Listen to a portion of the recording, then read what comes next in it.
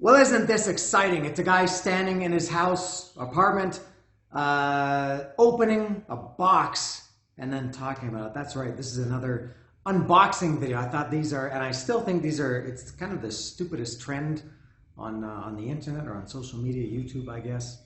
And I've been guilty of it twice. This will be the third one. But this is going to be a big one. And it is exciting for me. And I'm going to repeat myself. And I seem to have a bit of a bad voice today. My throat is a little bit unwell. So we'll see how that goes. But as you can see by the title, and this is only the third episode of this new series that I've done. I want to talk about this album. But it's already a special edition, a very special episode of I want to talk about that. This album, as you can see, it's about Kiss Alive. The vinyl, the record, the LP, the wax, the black slab, whatever you want to call it. That's what I'm going to talk about today. That's what makes this a little bit unique. I don't know where to start. I'm going to repeat myself, as I said. I already did. I don't know how many, I know very few people watch these videos, and I've done a couple of these before about Kiss, and I did this, I did Kiss's discography some time ago, and I've talked about it live. I'm going to talk about it again. I might repeat myself. I will repeat myself. But for those who haven't seen the other ones, you'll learn about it now. Now, my history with Kiss, I'll be 53 years old this year. I got into Kiss in 1976. I got Kiss Alive in 1976. And look at this. Can you believe this? I still have it. This is the actual record that I got for Christmas from my Aunt Kathy in 1976. And it was the first record that I ever got of any kind. My parents at that time were into, I guess they listened to Elvis and some old rock and roll, but for me this was the first rock I had ever heard. So this album is, as you can see, it's in horrible condition. The spine is completely paralyzed. It's split. If this were a person, it would be paralyzed. It's got the classic record ring around it. There it is inside the gatefold. Everybody, if you're watching this, you're probably familiar with this. The sleeve is broken, and this one also is broken. All right, and there's the actual record. Casablanca record, that is. That's record one, the desert color. And the second record, it's the purple. Yeah, so that's Casablanca. It's in horrible condition. This is the first, it's the oldest thing that I own in my life. I've had that since 1976.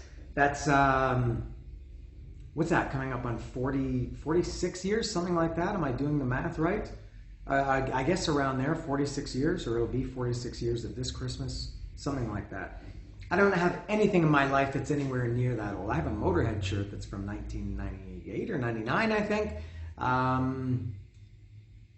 I think that's about it. The only thing that's, no, I have some, of course, some CDs from 89 and 90 that are, I guess, old, but this Kiss Alive is the oldest thing I own.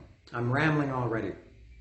And I lost the booklet. I have no idea whatever happened to the, this came with, it says here, includes 8-page booklet. You can see that's in French because I'm from Montreal. I was born and I lived in Montreal when I got this, and that 2 records discs. And I have no idea what happened to this 8-page booklet. Now getting to the actual album, Kiss Alive. I mentioned, I'm going to go through the track list very quickly. It's one that I know off by heart. Deuce, Strutter, Got to Choose, Hotter Than Hell, Firehouse, Flip It Over to Side 2, and It's Nothing to Lose. Come On and Love Me. She, Parasite and She, and then you take that one off your turntable, your record player. When I was a kid, that was what it was called, was a record player, and you put on the Purple album, and it was Watching You, 100,000 Years, Black Diamond. You flip that Purple son of a bitch over, and it was Rock Bottom, Cold Gin, Rock and Roll Night, and Let Me Go Rock and Roll. This album is probably the one that I've listened to more than any other album in my life, and it's one that I consider my all-time favorite album, which is amazing to think that the very first one I got, nothing could compare to that. Yeah, it's kind of strange to think that you start up here and everything, it was all downhill after that. I've listened to it more than any other album based on how long I've had it, obviously, and also just how much I love it. I still listen to it in full, probably at least once a year, maybe a couple times a year, and I listen to various tracks from it selectively here and there. So I'm more familiar with this record than any other record in the history of recorded music that I've ever bought. So I lost the book, the album was beat up, and I sold all my, maybe I'll go back and forth. I know everybody likes to call it vinyl. I always call them records. People didn't really start calling it vinyl until, I mean, people back then, you'd call, I remember when I was a teenager, you'd call the record store, do you have the new Kiss or the new Motorhead or the new Metallic album? And they say, yeah, on tape or record? No, on vinyl. That's what the little conversation. And I lost my train of thought already. I have no idea what I was going to say. I have so much swimming in here. So getting back to Alive, I did a video some time ago, 6 months ago or 8 months ago, that I've been into Kiss all my life, but I've really been, I go through phases of like just being obsessed with Kiss. And I had one last year that ended up with me getting this tattoo, and I was just back in full Kiss mode. And I was listening to them more, and it was back then that I started thinking, I would really like to have, I want this book, the 8-page booklet that I've lost. I would like to have that, and I'm going to get to the unboxing. You can scroll ahead if you don't like this.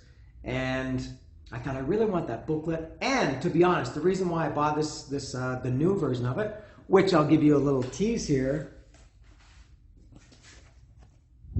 There it is, still in the box in the Mighty Music Mailer, is what they call this. So I thought I want to get Alive on vinyl because I would like to see the booklet and I would like a nice copy. To be honest, I'll probably never listen to it because I don't have a turntable or a record player or a stereo, whatever you like to call it. But I sound stupid, but I want to experience the thrill one more time of opening a Kiss album or any album. This is the first record I've bought since 1989. I got my first CD player in 1989, and I never bought records again after that. I switched to CDs in 1989, and I think, I don't know if it was the last record I ever bought, but one of them was also Kiss, and it was Hot in the Shade, because that album came out in, I think it was in September of 1989, and I had that on vinyl. I had the record of Hot in the Shade. So it's possible that it was the last one I ever bought, but I'm not sure, because I got my CD player later in 1989 for Christmas in 1989. So I was thinking, I want to get Kiss Alive on vinyl. And I couldn't find it. Now, when I found it to buy here in Mexico, it was tremendously expensive. All the copies that I found were on eBay and in the States, and they were very expensive. The actual album was expensive, plus expensive to ship here. Many of them I would have had to pay duty or customs or tax or whatever, all these fees that they charge. And it was going to be very expensive. I thought, it's expensive, and who knows how long it's going to take to get here, or the things are not exactly reliable in Mexico. I'm going to get here, it's going to get here broken, or maybe it'll never get here.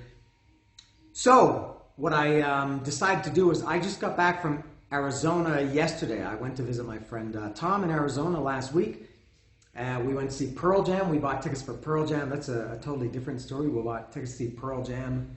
I bought the tickets and booked my flight in January 2020, obviously, and then something happened that tour got canceled. The show was going to be in April 2020. That got canceled. Was just rescheduled.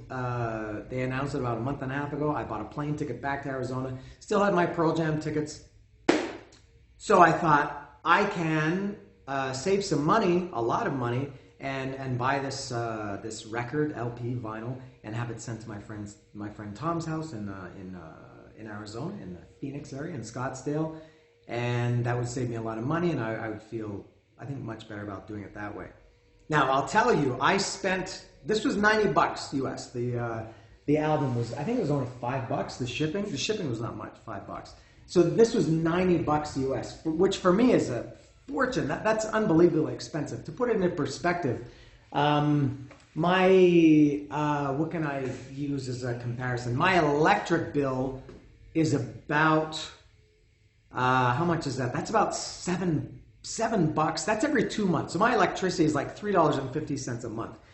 My phone plan, which includes like 3 gigabytes of data, unlimited free, all social media, texting, phone calls within Canada, US, and Mexico. That's all free. That's like, how much is that? I guess about $7 a month. So $90 for a record is really, really expensive. But if I had it sent to Mexico, it would have been, it was $90 plus $5 shipping plus a little bit of tax. So it was like 100, a little bit over 100, maybe 105 US. Again, outrageous for me. If I'd had sent to Mexico, it would have been, I think, around $50 more US. The shipping was going to be 30, I think, and then I would have spent another 30 in again, those charges, the customs duty, whatever they call it. So that was great. So I got home back yesterday from Arizona, and I'm ready to open this. So am I ready to do this? Was there anything else I wanted to add? I feel like I have so much to say, but I feel like I'm forgetting something. But I am going to open this right now, and I'm really excited. Honestly, I've been dreaming about this for the last couple of months, I guess. It was when the seed was planted. And then when I bought it about a month ago, it's been sitting at Tom's house for a month until I got there last week.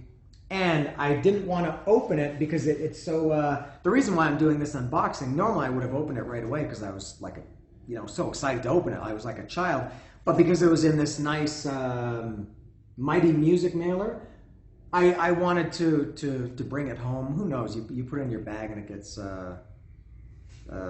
busted up or bent or something. So I kept it in here until I got home. That's kind of why I'm doing this video. Otherwise, I would have just opened it as soon as I got it. So the time has come for me to open it. This is very exciting. Here we go. I've got my my Leatherman here to open it. Let me put this down and get the opener out. Where's the... So unprofessional. I'm so unprepared. As if it wasn't enough to watch a guy open a record. Now you have to sit and watch him fumble with his fumble with his tool. All right, I'll just use a knife to open this. Unboxing! I'm doing an unboxing. I don't want to cut it. There was one slice there.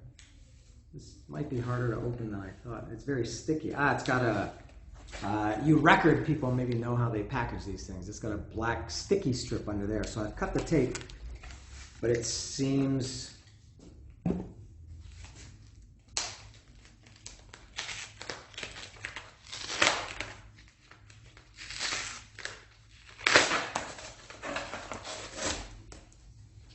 Oh, I can see it. I can see it. This is like Christmas 1976 all over again. Oh my God. I want to be gentle taking this out. God, I hope it's not broken or don't have any problems with it.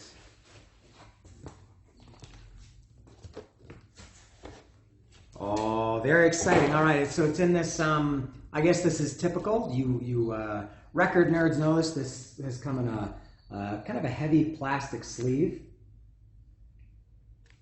All right, so, and it's got a little, I don't know if this is a hype sticker, 180 gram. Weight is very important. For some reason now, everybody who's an expert, they say 180 gram is the best.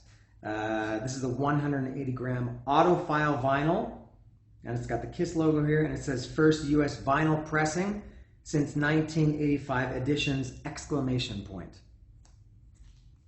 So there it is there. Let's do a side-by-side here. There they are. This one doesn't have the, it just says alive, whereas my one over here was, this was, I guess, a second or third pressing, I don't know, in 1976. like a year after the first one came out. So they had that extra little notification, special price. 2 records includes 8-page book. This didn't have that. Let's take a look at the spines.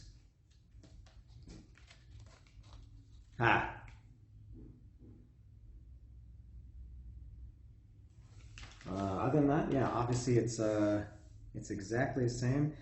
This has the new one. It's got Rocksteady Production, Casablanca. It's got they both have the Casablanca logo down there.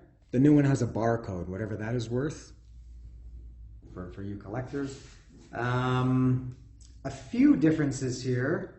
It's got the lineup at the top: Kiss, Ace Frehley, Peter Criss, Paul Stanley, Gene Simmons. The track listing is the same. Produced and engineered by blah blah blah. And now here's different. The original one has direction or management, Rocksteady, 75 East 56th Street, New York, New York. The new one has there's Doc McGee's name. Direction, management, McGee Entertainment, Doc McGee. Kiss, obviously the fan mail. The old one was P.O. Box 5272, Grand Central Station, New York, New York. The new one is, it says the same thing. I guess that's a gimmick thing, because it's got, it's the same P.O. Box. I doubt that they've kept the P.O. Box. Same thing, Kiss uses Gibson guitars and Pearl drums because they want the best. And it's got they both have the Gibson and Pearl logos there. Now here's where it's a little bit different. The old one has all songs, the publishing information, all songs published by Cafe Americana, Rocksteady Music, ASCAP, 1975 Casablanca Records, 1975 Canada Quality, manufactured and distributed in Canada by Quality Records Limited, Birchmount Road in Scarborough, which is close to where I used to live after I lived in Montreal. The new one has kissonline.com, Universal Music Enterprises.com, 2014 Island Def Jam.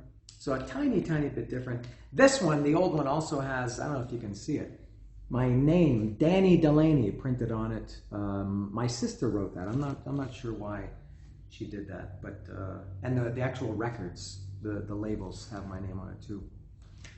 Anything else? No, I will add, these are, as far as I know, it's black. The records are black. I couldn't care less about that.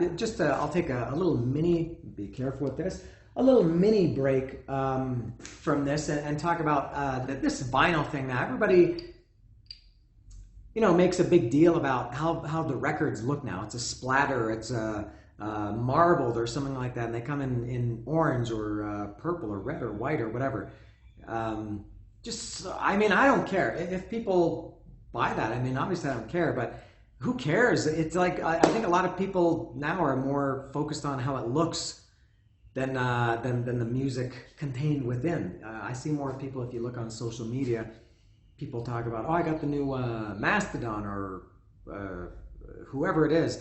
It looks awesome. Nobody talks about how much they like the music. Anyway, this was available with some kind of a white on eBay also. I think it was white splatter marble, something like that. I thought, I don't care. I just want black. Are people watching it going round and round while they're listening to it? I guess some people are. But if you like that, that's okay. Oh, no, I should also add. Hello to Dwayne, my buddy Dwayne on Instagram. This guy Dwayne, he lives in North Carolina. He's a big, huge Kiss, I guess not only Kiss fan, vinyl collector in general, record collector, let's call him. And we've been talking about this for quite some time. And I think he was also a little bit of my motivation to get this record. And he kind of, he didn't really help me get it, but he, told me about some things about Kiss records or modern day Kiss vinyls, and I shouldn't say vinyls, Kiss vinyl, and because I don't know anything. So I've got the record here. What I'm going to do is I want to take a little break. I like to document things. I'm going to take a few pictures and come back and then show more, and then I'm going to talk about the album. Coming up next. I'm back with it. I had my fun with it. I stroked it, caressed it, gave it lovin', a few kisses and hugs. And here it is. Now I still haven't opened it, so it's still in this, in the outer plastic sleeve, I guess they call this, a protective sleeve, which I'm going to remove. Now here's the real moment. Which is more exciting, taking it out of the box or opening the actual shrink wrap? I don't know. I'm going to find out, but I'm going to do it now. Now, what do you do? Am I supposed to keep, what do vinyl collectors, what do record collectors do? Do they keep the shrink wrap on? I've never done that ever. My instinct is that maybe Jason Satterfield can tell me. He's not a record collector, he's a CD collector. I think he probably collects the hype stickers. Maybe my instinct, as I said, is to open it and just remove it. I've never kept, I mean, it's cellophane, it's nothing. I've never kept that in my life. It gives more glare than if you have just the record. Maybe I'll cut the hype sticker off and keep that inside or something. Who knows? Probably at some time when I was a teenager, I thought, oh, I don't need this 8-page booklet anymore, and I got rid of it. And now as a 52-year-old man, I wish I still had it, and then wouldn't have had to spend money on this one. So I'm going to very delicately cut it open like a hot knife through butter. I'll do it at the bottom here too.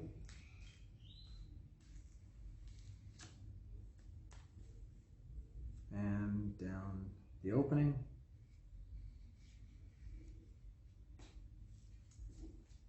Here we go. I'm going to open the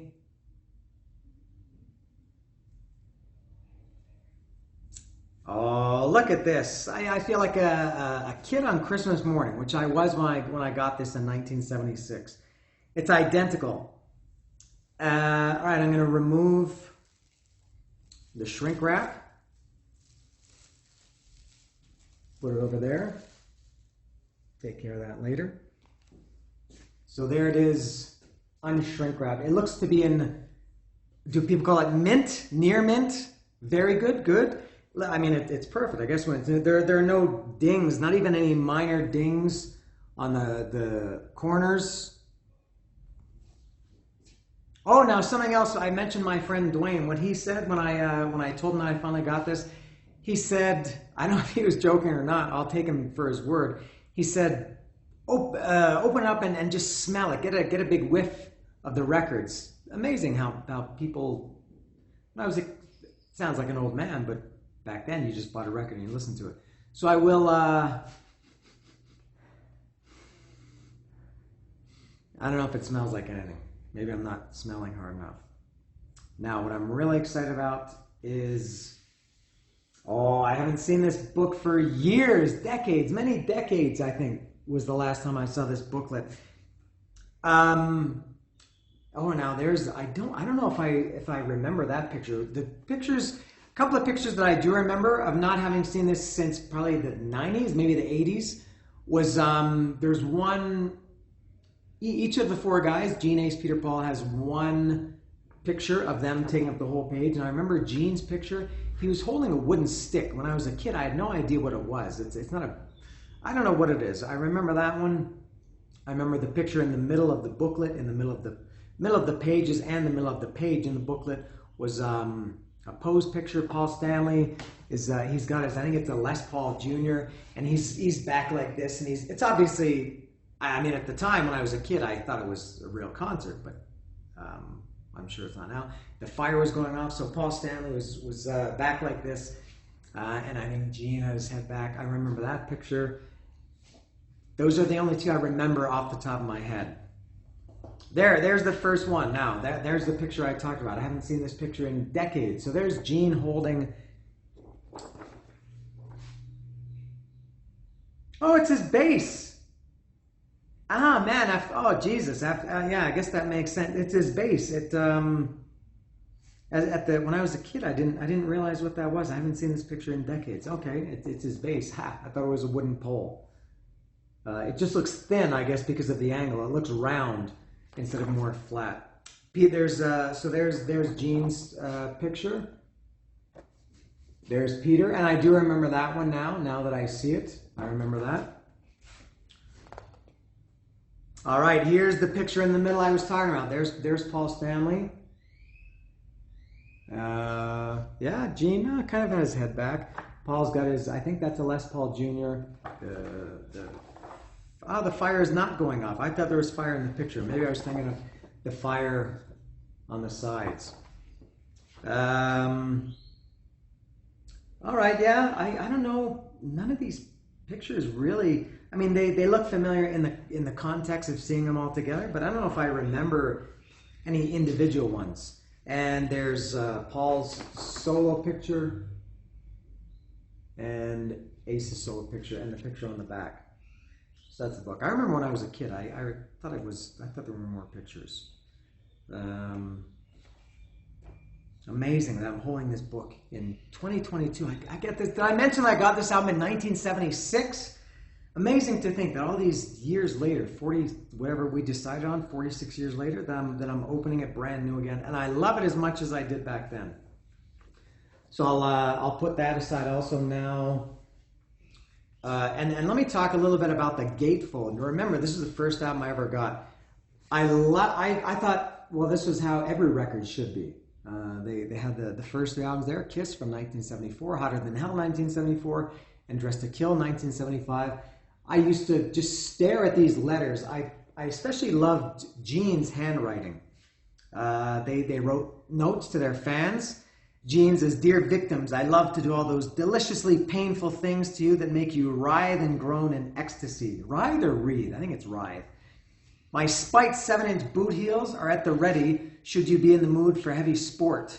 And my mouth is there to tell you all the horrible things you never thought you'd hear, but love hearing. I can see you from the corners of my eyes, and I know what you do when the lights go out. I bleed for you, and I breathe fire for you, and you wonder if I'm crazy? I am. Gene Simmons. I probably at some point I had that memorized. Aces is, "Dear Earthlings, the gravity on Earth isn't quite the same as it is on my planet," which was Jendel, allegedly.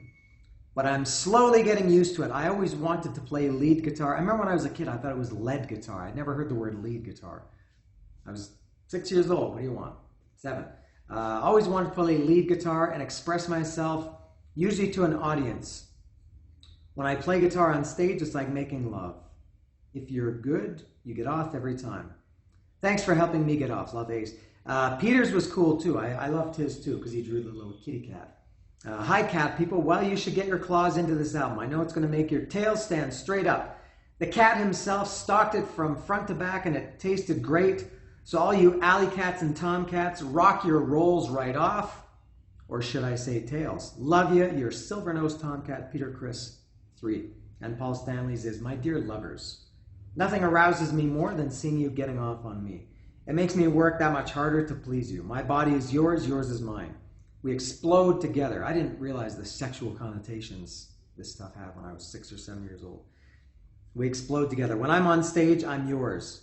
Take me." A little precursor to, they had a song called "Take Me" a couple years later. Finn Costello photography. God, if I had spent as much time studying books when I was in school, I would be probably a lot smarter than I am now. Let me open the, I haven't had a, oh, all right, now this is different right from the start. I haven't, as I showed you, mine were just in the cardboard. I didn't have these plastic sleeves. So this is different right off the bat. This is the first record, and it's purple, as I showed earlier. My first one was the desert color, the beige color. This one is purple. I'll have to see what the other one is. And I'll take it out. There it is. I can definitely feel the weight. They do feel, I guess, this 180 gram. I guess that's what it is. It does feel heavier. So there we go. So the purple Casablanca logo. Let me put this back.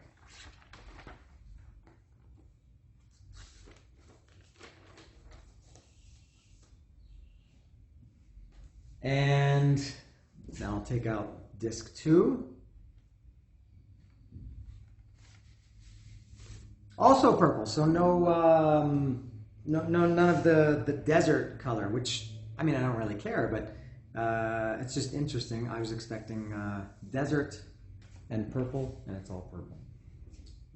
And there it is again. There's Watching You, 100,000 Years, and Black Diamond. There it is. It has the 2014 date, obviously, on it.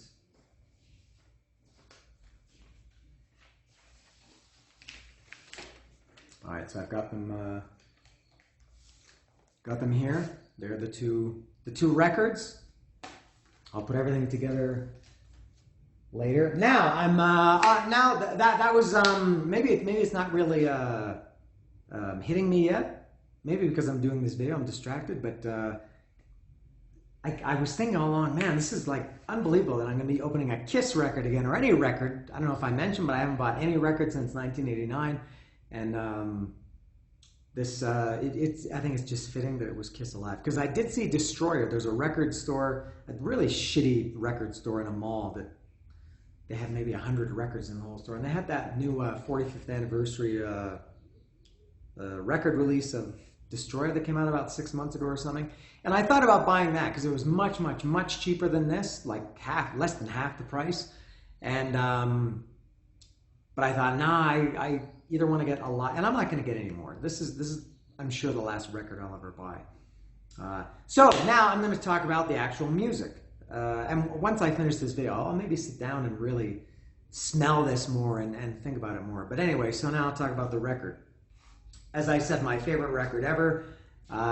Deuce, Strutter, Got to Choose, Hotter Than Hell, Firehouse, Flip It Over, and you got Nothing to Lose, Come On and Love Me, Parasite, second record, Watching You, 100,000 Years, Black Diamond, Other Side, Rock Bottom, Cold Gin, Rock and Roll Night, Let Me Go Rock and Roll. Now the songs. Deuce. Deuce will always have a very, very special place for me. It was the first, not just the first Kiss song I ever heard, I guess like the first rock song that I've heard. At that point, I don't know if I'd ever heard a rock song before. As I said, my parents listened to Elvis and, you know, like some 50s rock and roll. But the first real rock, whatever you want to call it, hard rock, heavy metal, just rock, whatever. First one I ever heard. You Wanted the Best, You Got the Best, the hottest band in the land, Kiss. And I remember when I was a kid, the guy who did that introduction, it sounded like he was saying Deuce. You wanted the best, you wanted the best, you got the best, the hottest band in the world, Deuce. That's what I thought he was saying. Which I know it doesn't make sense, but that's what I thought. So Deuce, I've always loved it. It's always been a favorite, always has been, and still is. Some of the songs have my opinion of them has changed over the years, either better or I shouldn't say worse, not as much as I did when I was a kid. Next is Strutter. Strutter was maybe when I was a kid, it might have been my favorite. I loved Strutter. What was the introduction? Was what did he say? Oh my God!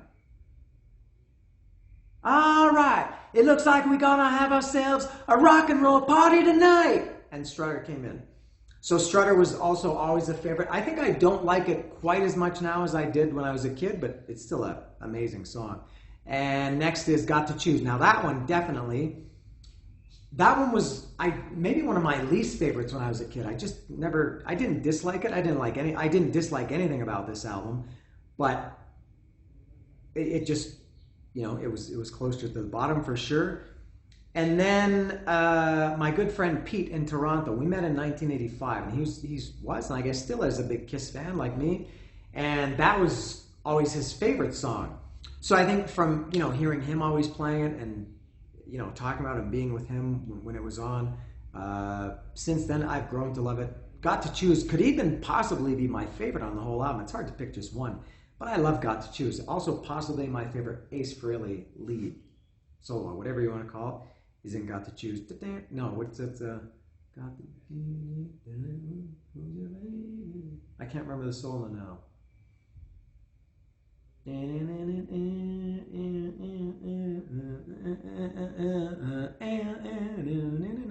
not going to sing the solo. After Got to Choose was We Gonna Get This Place Hotter Than Hell. That was my Paul Stanley introduction, Hotter Than Hell. I remember when I was 6 or 7, however years old, that I don't know if my mother was upset that I had a record that had hell in it, or that I wanted to keep it a secret so she wouldn't be upset. But Hotter Than Hell was like a taboo thing for me. That was another one that loved it. That could also have been a favorite at the time. I still do love it now, not quite as much as I did back then. And then the last song on side one was Firehouse. Oh, what did he say with that? What was the introduction to Hotter Than Hell? Did I do that? Oh yeah, we're gonna get this place hotter than hell. And then Firehouse. Firehouse, loved it then, still love it now. That one hasn't changed. Firehouse has always been a favorite. That's Lilia's. I think that's her #1 favorite song. Lily being my ex-wife and also fellow Kiss fan. We met because of Kiss in 2000, 22 years ago. I think Firehouse is her favorite. Flip it over. Nothing to Lose. Now, Nothing to Lose, again, could have also been a favorite. When I was a kid, loved it. Oh, I think I maybe listened to that song more than anything. And then I think as the years passed, I kind of just forgot about it. And then I've kind of rediscovered Nothing to Lose in the last, I don't know, a few years or something. One of my favorites, maybe because I didn't really have a chance to get burnt out on it, because they don't really play it live, or it's kind of become a little bit of a hidden track, a deep cut for Kiss. But Nothing to Lose is amazing. Peter Criss's vocals during the chorus. Gene sings obviously the main song, the verses. Peter sings the chorus. Amazing song, Nothing to Lose. Come On and Love Me. Dun, dun, dun, dun, dun, dun, dun, dun, dun. That's another one, probably unchanged. I liked it then, I like it now. I don't think it's moved too much over the years. Cash is King. If anybody is interested in hearing a great cover of Come On and Love Me, Skid Row did it too on, what was that record called? B-Sides? Beside Ourselves, or B-Sides Ourselves, something like that. Skid Row did it. But Cash is King. Jason McMaster from Dangerous Toys has a great band called Cash is King. And they recently, just I think like a month ago or something, put out a cover of Come On and Love Me. And next is She. That might be maybe the one that my opinion has changed the most on. Maybe another one too. I didn't like it when I was a kid. Maybe just because it was kind of slow and dark, and it didn't have the. When I was a kid, I got Nothing to Lose and Firehouse and Strutter, things like that. And I think She, maybe for me, was Parasite. Why do I keep? I think that's the third time I've done that, confusing She with Parasite. Sorry, I'll continue with She. So that's the one now. Now that's maybe in my top 5 Kiss songs ever. I love She, and the Ace Frehley guitar solo on here too, of course. Now I missed Parasite. I went a little bit out of order. Parasite was a favorite then and a favorite now. I love that. That's one of their one of Ace's best riffs. Amazing opening riff to that song. It's a kind of a that's like a heavy metal song. And Anthrax, of course, covered that. Parasite is fantastic, and then She. Going to the second album now, Watching You. As I mentioned, maybe the other one that changed for me the most. I liked Watching You back then, but it was, again, maybe on the lower end for sure. That's another one that could be in my very, very top Kiss songs now. Watching You is just a fantastic song. I can't get enough of that song. Next was 100,000 Years. That's, 11 or 12 minutes long, the version of 100,000 Years on here. It doesn't say on the jacket. I guess you have to look on the record to see how long it is. 11 or 12 minutes or something.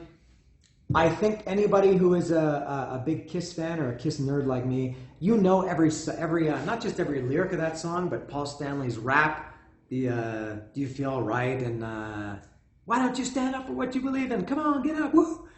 See, I'm losing my voice. That was supposed to be a woo!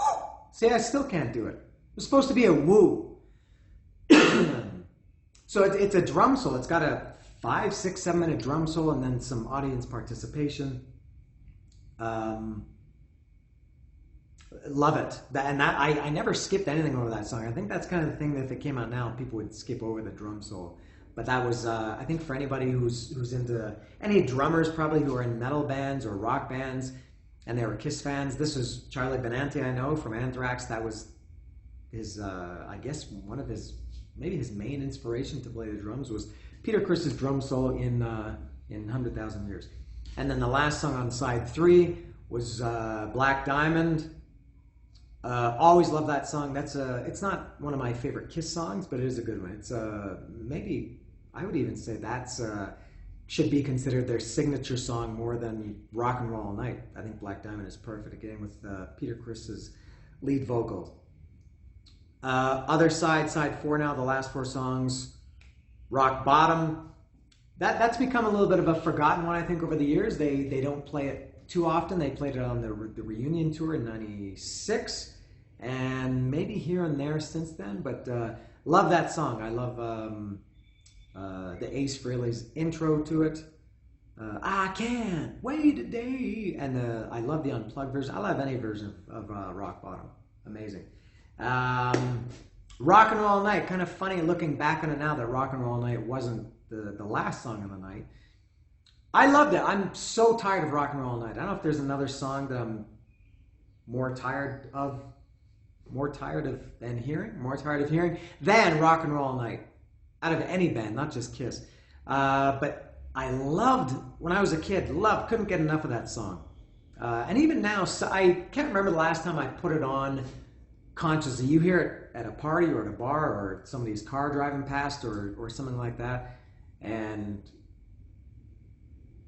yeah, that's enough. So it's not a song that I'm ever going to, get a craving to hear that song.